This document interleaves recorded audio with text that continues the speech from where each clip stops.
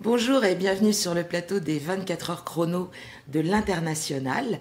Nous en sommes à la deuxième journée et nous terminerons ce soir à 22 heures. Donc tout au long de la journée et toutes les heures, vous allez pouvoir suivre des émissions en direct sur différentes destinations, mais également des émissions dédiées à des thématiques spécifiques liées au Canada. Ce matin, une émission consacrée à l'immobilier.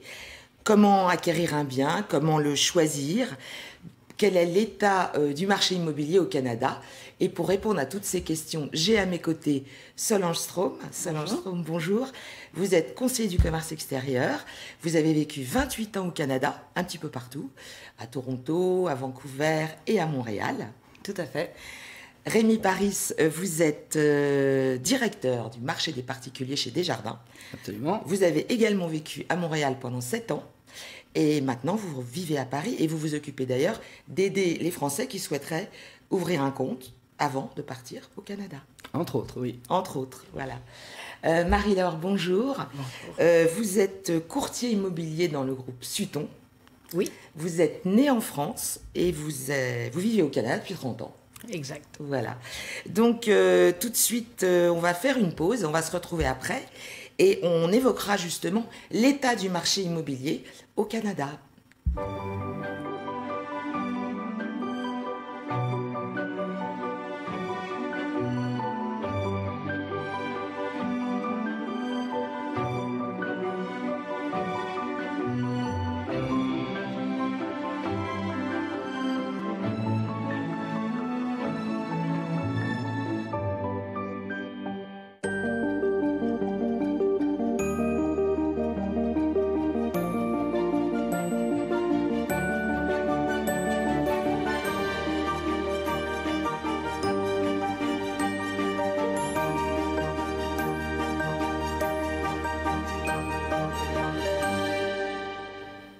Alors, Marie-Laure Guyard du groupe Sutton, parce qu'on dit Sutton, est-ce que vous pouvez nous faire un rapide tour d'horizon donc du marché immobilier au Canada?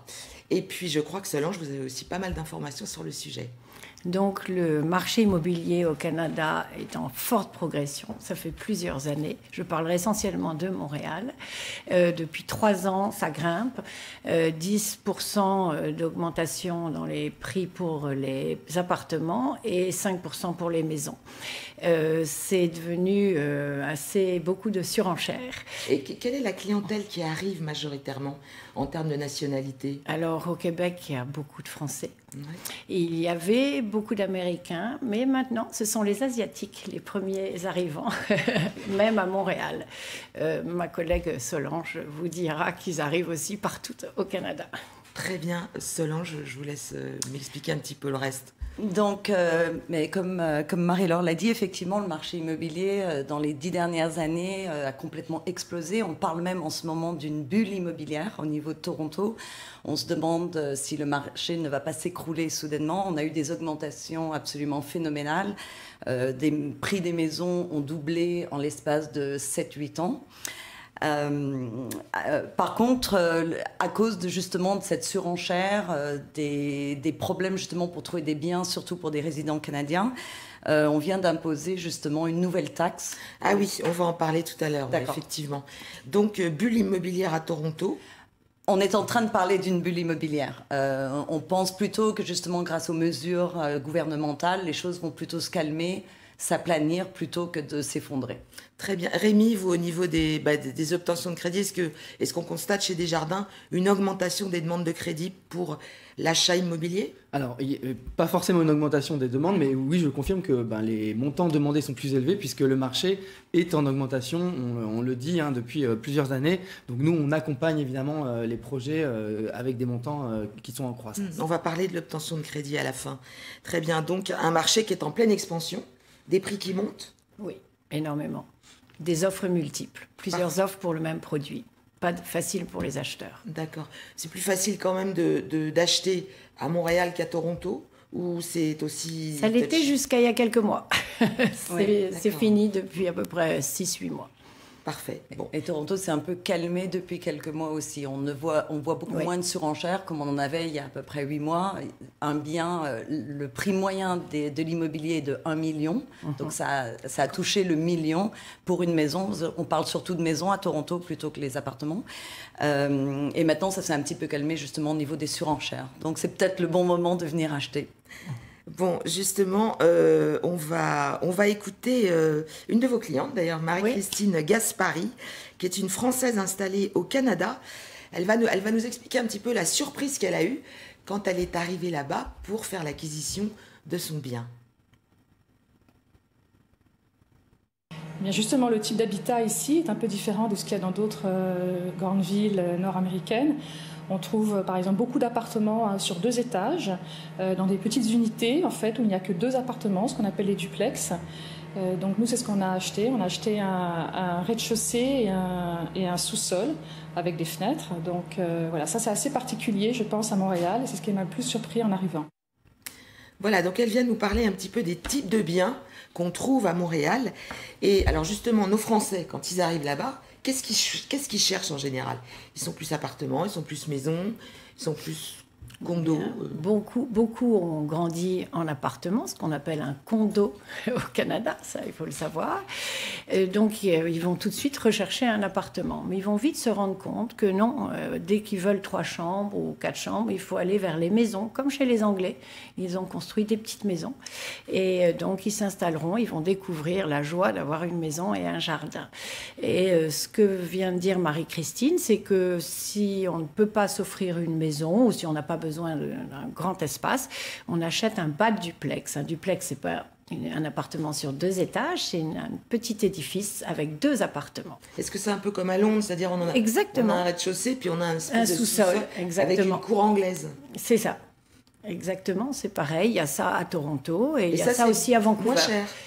Ça sera moins cher qu'une maison, oui. Un peu comme les rez-de-chaussée en France qui décotent, quoi.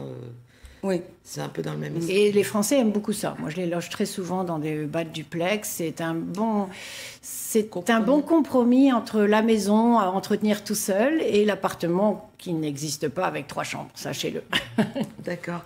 Et vous, à Toronto, Solange, vous constatez quoi? Alors effectivement, le Français qui arrive a exactement la même opinion que ce que dit Marie-Laure, c'est qu'ils vont chercher des appartements.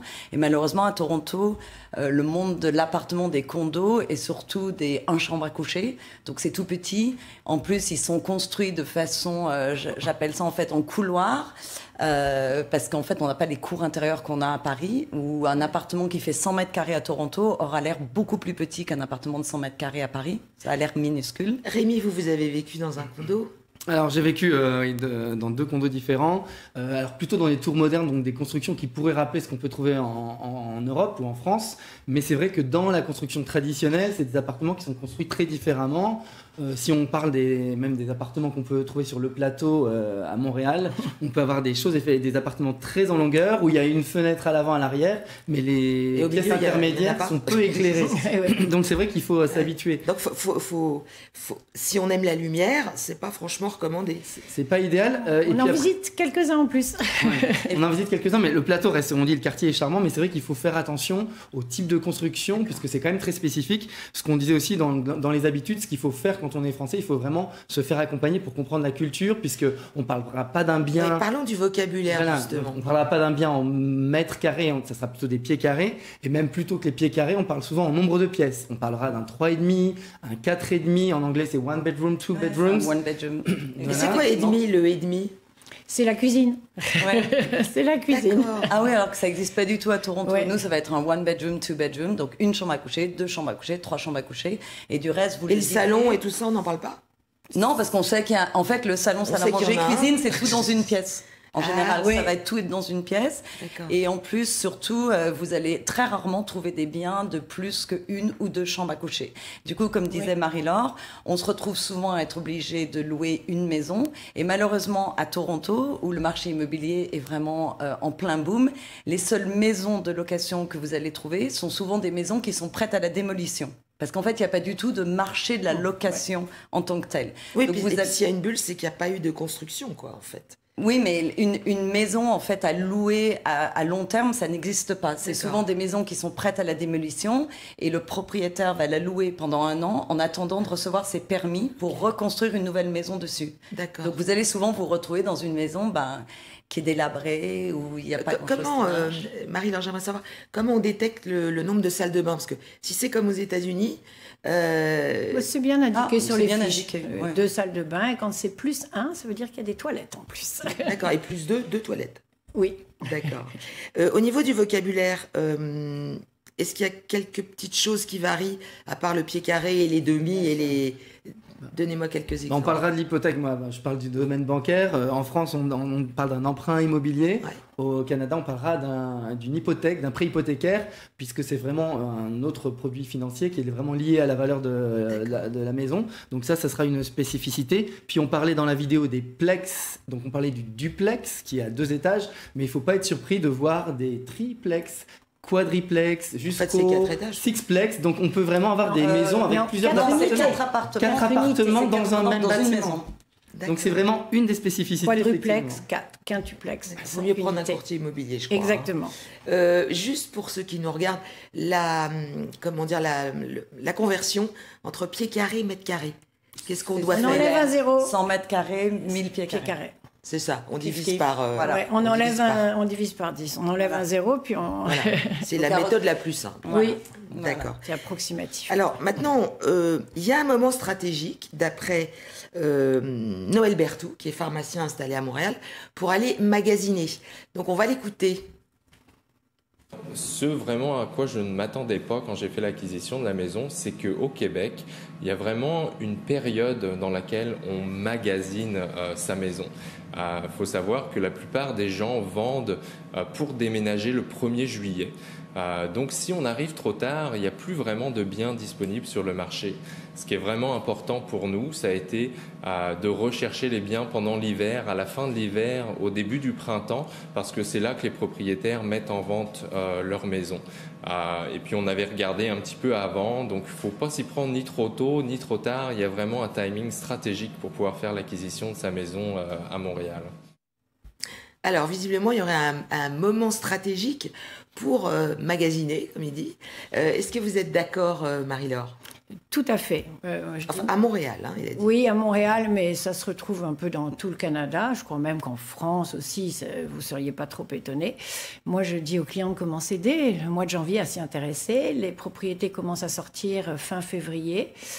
Mars, avril, c'est le plein boom. Et alors, ne parlons pas dans ce moment. Ça fait 1 an qu'il y a des offres multiples, qu'il y a peu de produits. Donc, il faut vraiment être très rapide. D'accord. C'est là, est-ce que je peux parler de l'utilité de l'agent immobilier? Absolument, on allait le faire parce qu'en fait, là, maintenant, on va parler de tout le process d'acquisition. Et le premier, c'est effectivement de choisir un bon courtier.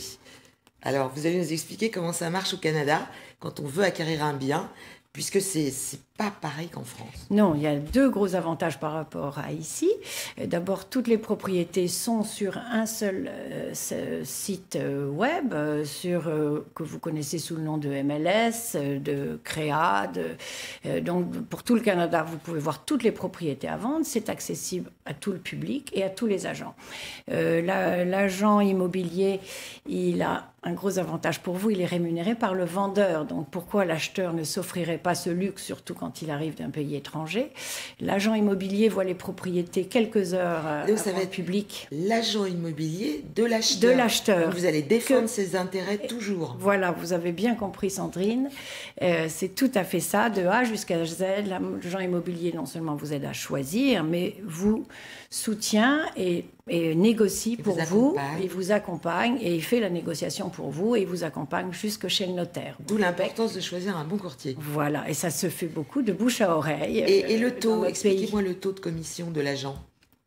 Le taux de commission de l'agent, en général, le vendeur le négocie avec son agent à 5%. Ça dépend un peu des villes. À la campagne, c'est plus.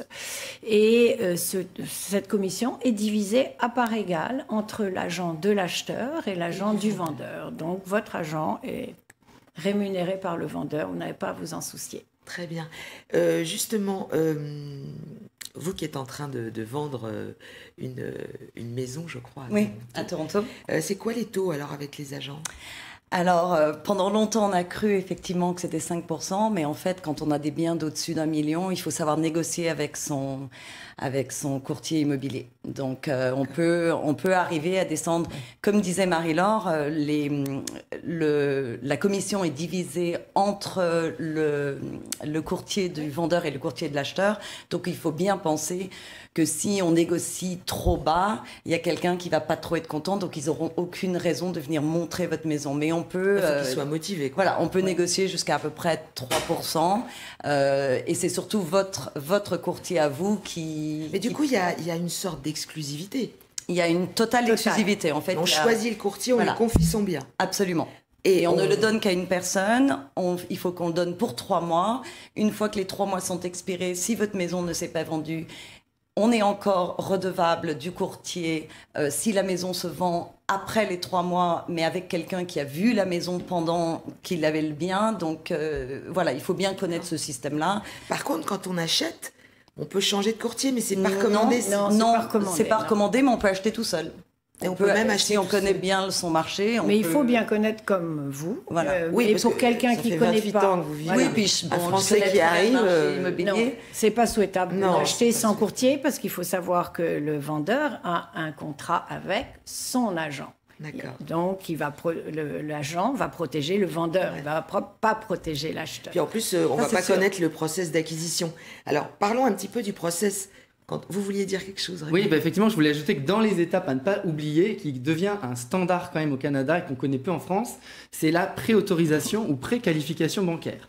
C'est-à-dire que ce n'est pas une demande de prêt ferme, mais c'est une demande auprès de son institution financière et de sa banque de valider la capacité d'achat financière, la solvabilité. Et on s'engage pour un montant de 300 000, 500 000 ou 1 million. Suite à ça, vous pouvez aller magasiner, comme on dit, son bien, parce qu'on est sécurisé, puisque vous avez un taux qui est garanti pendant 3 à 6 mois. Vous avez un montant qui va rassurer les différents vendeurs que vous allez rencontrer. Et puis si effectivement, il y a plusieurs offres, comme on le sait en ce moment, qui sont sur le même bien, le fait que vous soyez préautorisé par une institution financière sérieuse, oui, ça va sécuriser le vendeur. Ça va sécuriser le vendeur et ça peut même accélérer le processus de signature. Donc, première étape, je choisis mon courtier. Je vais demander ma préautorisation bancaire. Exact. Bon, après, je magasine, je choisis mon bien. Et à ce moment, qu'est-ce qui se passe? Et là, c'est un processus tout à fait standard pour tout le Québec et qui est aussi valable avec quelques petites différences pour le Canada. Ce qu'on appelle la promesse d'achat, ici une offre, c'est donc... pareil dans tout le pays. Il n'y a pas de notaire là encore. Le notaire, c'est qu'à la fin. C'est l'agent immobilier qui va rédiger la promesse d'achat. Tout se fait par écrit, dans des délais très rapides. On va dire qu'à Toronto, c'est même parfois moins de 12 heures. Oui, on peut faire une promesse d'achat et on a 1 heure pour y répondre. S'il y a 10 personnes sur le dossier, vous êtes obligé de faire des promesses d'achat de plus en plus hautes. Si le bien est de 1 million, il faut offrir 1 million. Et on s'engage quand on signe cette promesse? On s'engage, c'est une promesse légale. Oui, mais si par exemple on renonce à sa promesse? Quand vous faites une promesse, vous devez mettre un down payment, un acompte. Oui. Vous perdez votre acompte si vous... Alors ça, oui, pas au Québec. Ouais, alors que...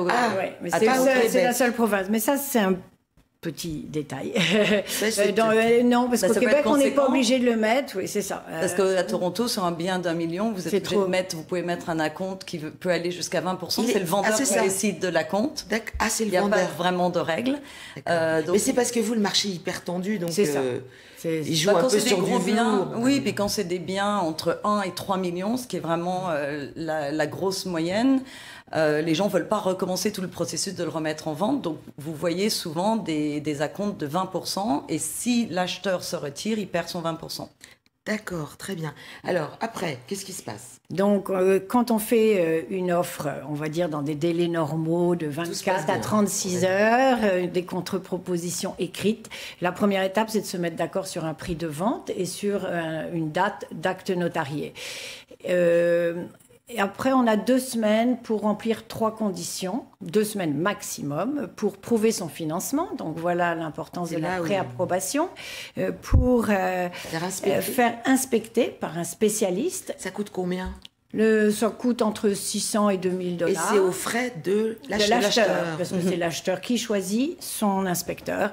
Il faut savoir que on ne peut pas faire ensuite baisser le prix de la propriété pour un caprice. C'est juste il y a vraiment... Si on détecte que le chauffage est fichu Oui, mais si on nous dit que les fenêtres sont vieilles, on est censé les avoir vues avant et il n'y aura pas de réduction de prix. Alors c'est intéressant l'inspection, parce que en Très France, intéressant. on achète Aziz, hein, Ah oui. et il n'y a pas vraiment d'inspection. C'est pas dans les Non, mœurs, mais le effectivement, alors que vendeur Chez fournit nous, des c'est tas vraiment- de tests et des tas de documents avant la vente en France, alors que nous, c'est l'inspecteur. Ce qui est très intéressant, c'est qu'on suit l'inspecteur et on écoute ses conseils sur ce qui est à faire à moyen et court terme. Et la dernière condition qui est à voir en une semaine, c'est recevoir, lire et approuver les documents de la copropriété quand on achète un appartement. En condo. En condo. Voilà, très Alors, bien Sandrine. On va faire une petite pause et puis on va continuer après sur les autres étapes dans le cadre d'une acquisition.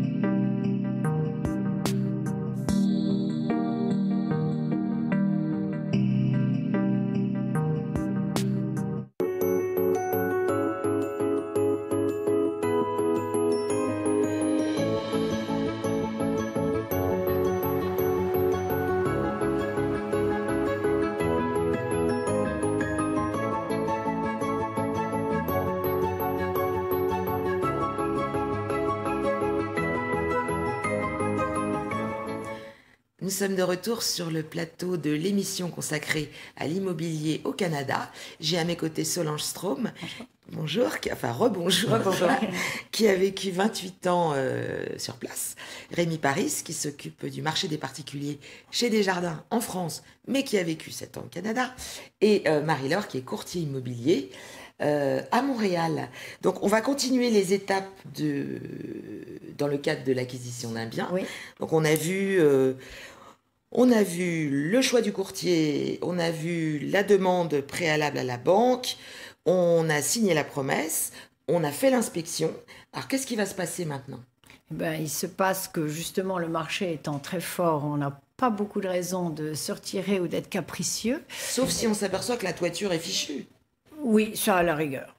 À la rigueur. Bon, mais vous dites ça parce que vous êtes courtier immobilier. Oui, non, parce que c'est difficile dans un marché actuel. C'était faisable il y a 1 an ou 2, mais en ce moment, se retirer pour... On négocie pas. Non, et on n'a pas envie de rechercher et de faire d'autres offres multiples ailleurs. Donc en général, malheureusement, on accepte. Mais on a été bien prévenu. Il y a un document important qui s'appelle la déclaration du vendeur, Seller's Declaration, qui fait un bon état des lieux avant. Donc l'acheteur sait déjà l'âge de la toiture, de l'électricité. C'est un peu le tout ça. carnet de santé de la maison. Exactement, tout à fait. D'accord. Et l'inspecteur fait le check-up. Voilà comment on le présente. C'est ça, d'accord. Et à Toronto, alors la négociation, on n'en parle même pas. Non, et exactement ce que C'est pareil. Marie-Laure l'a dit. En fait, quand on a nos fiches d'immobilier, on sait que la toiture, elle a 20 ans, donc le prix est proportionnel C'est ça. à l'état de la maison. Donc on sait déjà ce qu'on est en train de regarder. Et l'agent, de toute façon, est censé le savoir. D'accord. Ouais. Donc alors après, qu'est-ce qui se passe donc, Bien donc, on a eu notre financement. On est allé On a voir le fini- banquier. Oui, on a fini l'inspection, on a lu les documents. La transaction est confirmée, finalisée. En général, on met donc, ça a duré 1 semaine à 2 semaines. Pour les Français, pour les étrangers, on essaye d'obtenir un délai de 2 semaines. Et après, c'est fini. Il n'y a plus moyen de se rétracter. Et qu'est-ce qu'on perd si jamais on se rétractait ? Alors, dans les autres provinces, on perd son acompte. Dans toute l'Amérique du Nord, on perd son acompte, sauf au Québec. Mais il faut quand même savoir que le Québécois est gentil. Il ne va pas vous rendre l'acompte aussi facilement que ça. Il va quand Mais même là, y avoir un petit à peu quel de- moment on va chez le notaire ? Et on va chez le notaire, ça fait partie des discussions du début. On va chez le notaire 1 mois, 2 mois ou 3 mois après, la date choisie, acceptée entre le vendeur et D'accord. l'acquéreur. Et le notaire, il y a des notaires au Canada ? Au Québec, oui. Juste au Et- Québec, pas dans le reste du Canada. Alors, Nous, on va fait chez les affaire avocats. On va chez notre avocat corporate. Et on Un peut avocat aller et on peut corporatif. faire en de gré à gré, comme on le fait. Tout à fait. On peut même aller directement chez l'avocat sans agent immobilier. Mais comme disait Marie-Laure, si vous ne connaissez pas le marché, il vaut mieux que vous ayez un agent immobilier. Mais les avocats au Canada sont parfaitement capables de faire toute la transaction immobilière d'eux-mêmes. D'accord. Moi, j'ai une question. Est-ce qu'il y a une notion de cadastre au Canada, comme il y a en France? Oui, bien sûr. Oui, Non, je pose cette question parce qu'aux États-Unis, ça n'existe pas. Et donc, je me demandais si au Canada... Et ça l'est. Et d'ailleurs, au Québec, tout le cadastre vient d'être refait il y a à peu près 5 ans. Et là, c'est beaucoup plus structuré et mieux défini. Donc maintenant, on va laisser la parole au banquier. On va d'abord on va écouter une de vos collègues, Aminata Fall, qui va justement nous parler du montant d'acompte à verser au moment de la promesse d'achat. On l'a évoqué tout à l'heure, mais on va savoir après comment on fait pour obtenir son crédit, notamment chez Desjardins, par exemple. Il faut savoir qu'au Canada, il est obligatoire de donner un apport, donc une mise de fonds. L'apport va varier en fonction de votre statut au Canada. Donc pour les résidents permanents et les travailleurs temporaires, on parle d'un apport qui varie entre 5 et 20%. Par contre, pour les investisseurs étrangers, c'est-à-dire les personnes qui ne résident pas au Canada et qui souhaitent investir dans du locatif ou pour une résidence secondaire, on va demander 35% d'apport. Parfait. Donc, effectivement, quand on est non-résident, il faut sortir 35% d'apport. Oui. Qu'est-ce qu'on va rajouter à tout ça? Les frais de notaire aussi?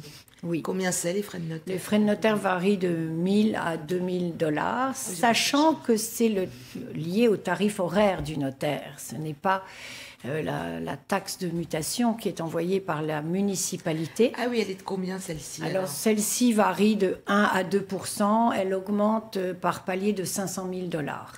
Ah oui, c'est beaucoup moins cher qu'en France. Et les frais notariés, c'est... Aux alentours de 7% en France, donc effectivement, c'est moins cher. Alors, ce qui est un peu particulier, c'est qu'on l'appelle parfois la taxe de bienvenue. Donc, effectivement, oui, ça surprend un peu les Français parce qu'effectivement, eux trouvent ça original qu'on vous demande de l'argent pour vous souhaiter la bienvenue. Mais c'est une pratique, effectivement, au Canada. Très bien. Alors, comment on va faire pour obtenir son crédit immobilier? Alors, on a dit, il y a des apports effectivement variables en fonction de votre statut de résident ou de non-résident. Alors, ce qui est bien, c'est que même en tant que non-résident ou nouvel arrivant, vous êtes capable d'acquérir un bien, ce qui pourrait un peu surprendre puisqu'on sait aussi qu'il y a un historique de crédit au Canada qui pourrait pénaliser un nouvel arrivant. Mais pas chez vous, je crois. Mais pas chez nous et en plus pas sur l'immobilier puisqu'on a le bien en garantie. Donc ça, c'est ce qui permet de faire ça. L'autre chose qu'il faut savoir, c'est effectivement que le marché du crédit est très différent de ce qu'on connaît en France, puisque notamment en France, on connaît beaucoup les taux fixes sur des très longues durées, alors qu'au Canada, on va travailler beaucoup avec des taux variables qui ont quand même des échéances fixes. Mais l'avantage du taux variable, c'est que ça va permettre à tout le monde, et c'est un peu un jeu national, de renégocier son prêt tous les 5 ans environ. Donc on fixe des termes intermédiaires de 3 à 5 ans, et à l'issue de ce premier terme, vous avez le droit, sans pénalité, de renégocier votre prêt. Et de changer de banque? Avec votre institution ou dans une autre institution. Et c'est effectivement un grand jeu que toutes les institutions attendent, puisque... Ça excite la concurrence entre les banques et ça permet de faire bouger les taux, quoi. Ça permet de faire bouger les taux, c'est souvent à l'avantage évidemment de l'emprunteur qui va pouvoir optimiser son emprunt. Il y a d'autres techniques qui permettent d'optimiser son remboursement, son emprunt au Canada. C'est qu'au-delà du taux variable renégociable, on a des possibilités de rembourser ou au mois ou aux 2 semaines. Donc ça, c'est des choses qui peuvent accélérer. On a des possibilités d'augmenter sa mensualité en cours d'emprunt sans pénalité. Par exemple, on gagne plus. Si on gagne plus, qu'on a plus de capacité de remboursement, on peut le faire.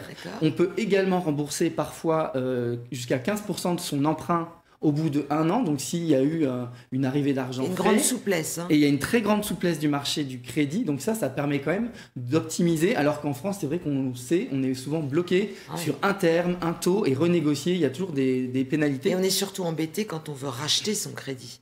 Et souvent, et puis il y a des pénalités, alors que là, toutes les règles dont je vous ai parlé, c'est des règles des variations qu'on peut faire sans pénalité. Donc c'est vraiment une des spécificités du marché canadien, et c'est vraiment très intéressant. Sur Toronto, c'est... Alors Toronto, il y a des petites différences. Quand on achète, il y a ce qu'on appelle la Land Transfer Tax, qui a nouvellement été instituée. Donc ça rajoute quand même, sur un bien de 2 millions, ça va rajouter...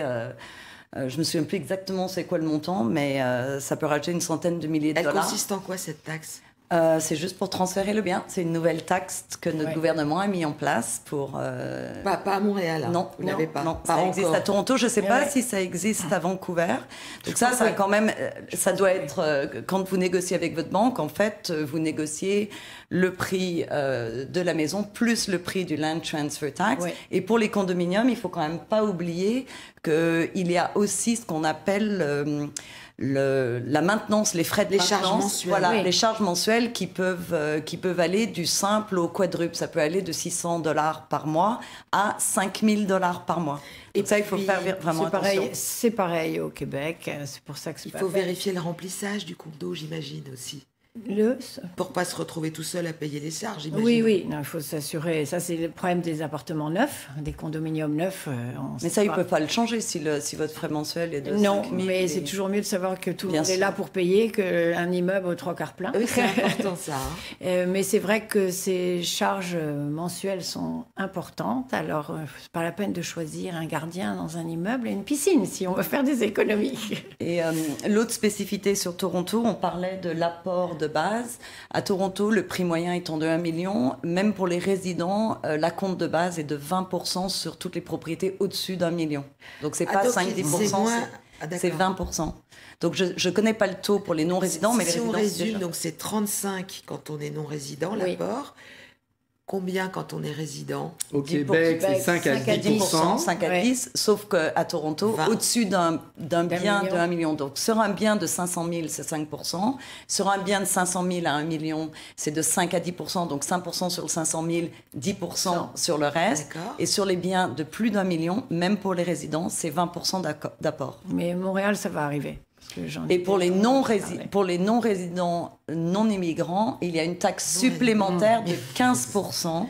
De 15% pour des gens qui sont étrangers et Ah qui ben veulent c'est les acheter au fameux Canada. 35%. Ah non, c'est une Non. taxe additionnelle Non, qui mais- n'existe qu'à Toronto, Vancouver. Et Vancouver. Ouais. Vancouver, ça existe depuis un an. Et Ce qui fait qu'au Toronto, total, ça fait combien alors si on additionne tout ça? Ça fait ben, beaucoup. c'est pour les gens qui ont beaucoup d'argent.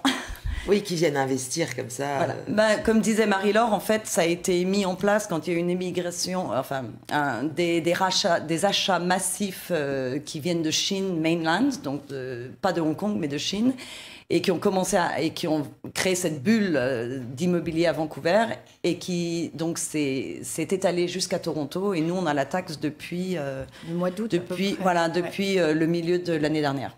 Est-ce que tous les trois, parce que notre émission va toucher à sa fin, je pense qu'on a donné quand même beaucoup d'informations, chacun d'entre vous, moi j'aime bien quand on termine comme ça, vous donnez un petit conseil à celui qui voudrait acquérir un bien au Canada. Alors on va commencer par Marie-Laure, dont c'est le métier quand même. Oui, eh bien, je crois en toute sincérité que non, je parle, c'est pas pour prêcher pour ma paroisse. Choisissez-moi si vous voulez acheter à Non, Montréal. n'allez quand même pas jusque-là, mais vraiment prendre un agent immobilier, ça aide beaucoup. Je vois les Français qui cherchent tout seuls. De comme bien ça se choisir fait. son courtier. Et bien le choisir et par recommandation. Je vois ceux qui sont tout seuls à chercher, finalement se désespèrent et choisissent pas toujours bien. Ne posent pas les bonnes questions à l'achat. Solange? Je dirais exactement la même chose, mais pour les Français, faire attention aussi à prendre le bon courtier de l'endroit. Pas spécialement qu'il soit francophone, l'important c'est que ce soit un courtier de l'endroit qui connaît hyper bien le marché du quartier où ils veulent acheter. Ah oui, parce que vous êtes localisés comment, les courtiers? C'est au choix de chacun. Il y a des quartiers qui vont faire toute la ville, du nord au sud, d'est en ouest. Moi, c'est pas mon choix. Moi, je préfère être plutôt central et puis recommander des collègues. Vous êtes pour d'autres courtier sur points. quelle zone, vous, alors, de Montréal? On va dire le grand centre-ville, Le grand centre-ville. Montréal. Très Oui, bien. oui. Parfait. Rémi? Mon conseil, comme mesdames, c'est effectivement de bien se faire accompagner. Évidemment, sur le domaine bancaire, c'est important aussi, puisqu'on l'a dit, il y a plein de spécificités. Donc, c'est bien de prendre des conseils. On peut même les prendre en avance, il faut le savoir, puisque nous, on a une équipe des jardins qui est dédiée aux nouveaux arrivants non résidents. Donc, moi, je suis basé à Paris. On peut donner les conseils dès maintenant. Oui, vous Et avez vraiment une équipe dédiée, vous. on a une là-bas. équipe dédiée à Paris et on peut donner les conseils à partir de la France ou dès votre arrivée. Et on a des experts qui vous accompagnent, qui traduisent le Et marché. sur tous les domaines? Sur tous les domaines, que ce soit effectivement dans l'immobilier, mais aussi dans l'assurance, dans le bancaire, dans les placements, si vous avez des velléités de placer au Canada en dollars canadiens, puisque le taux dollar canadien est favorable. Donc c'est effectivement important de bien se faire accompagner. Et d'être bien préparé depuis la France, justement. Oui, parce qu'on peut consulter d'ailleurs en plus MLS depuis la France. C'est ça. Et puis rencontrer des personnes qui s'y connaissent avant, ça aide beaucoup à l'arrivée. D'accord, formidable. On a envie de rajouter quelque chose ou allez-y, partez acquérir un bien au Canada et suivez bien tous ces conseils. Choisissez un bon courtier, trouvez une bonne banque. Alors sans faire de pub, Desjardins est quand même la seule à pas demander donc de credit history. Non, c'est vrai. Et ça c'est capital parce que en arrivant là-bas, de toute manière, vous n'aurez pas de credit history. Mesdames, monsieur, merci beaucoup. Tout de suite après, à donc 10h, vous allez vous retrouver en Chine, à Macao, pour continuer le tour de monde des 24 heures chrono. À très bientôt, merci, au revoir. Bonjour à tous. Vous résidez hors de l'Union européenne ou dans les dom-toms. Alors découvrez l'expérience Renault Eurodrive de transit temporaire. Vous savez, les plaques rouges. Pour commander et réserver votre véhicule, 2 possibilités s'offrent à vous. Vous pouvez le commander auprès d'un agent local ou le réserver en ligne sur notre site internet. Avec Renault Eurodrive, vous bénéficiez de la gamme la plus large et la mieux équipée du marché. Voilà, Renault Eurodrive, c'est une voiture neuve hors taxe, un service premium tout compris et des équipes dédiées qui mettent tout en œuvre pour que vous profitiez au maximum de votre voyage. Renault Eurodrive, c'est vraiment l'Europe en toute sérénité.